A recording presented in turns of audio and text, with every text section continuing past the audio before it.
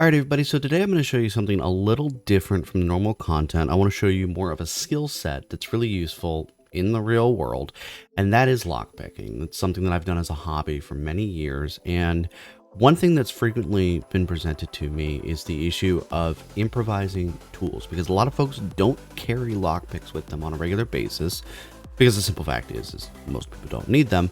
But on occasion, you find yourself in a situation where you do need to get through a lock. For example, a few months ago, a friend of mine accidentally locked herself out of her locker at work and had to figure out how to get through it because the key for the lock was inside the locker.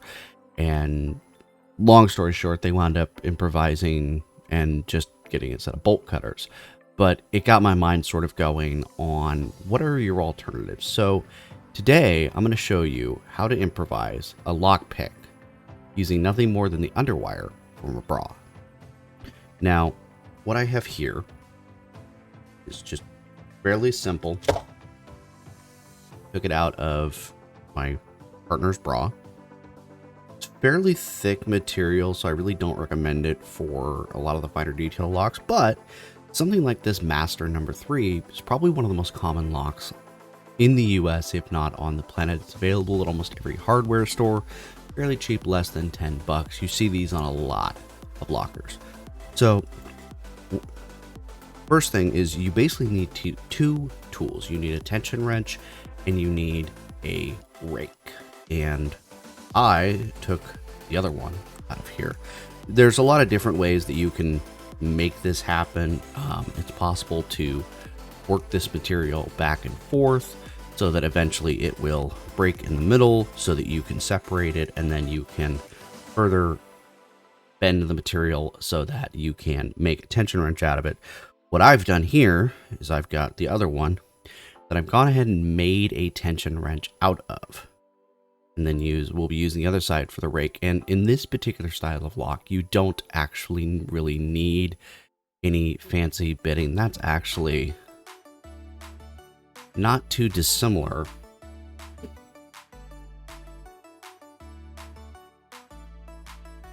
from my other kit here.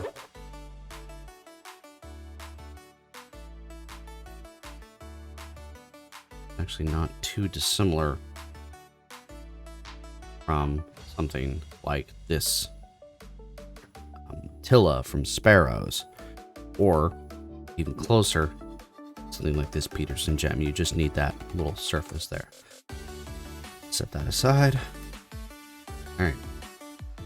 So first thing, and this is really the important part, is you want to keep your tension as light as possible. The way that I've heard it described is imagine that there is a razor blade attached to the tension wrench. We're just going to work that in there, put a little bit of tension on it.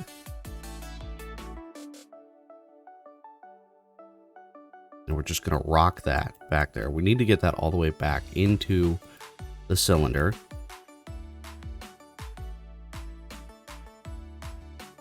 And this can take anywhere from a few seconds to a few minutes. Let's do that again to make sure that it's not a fluke.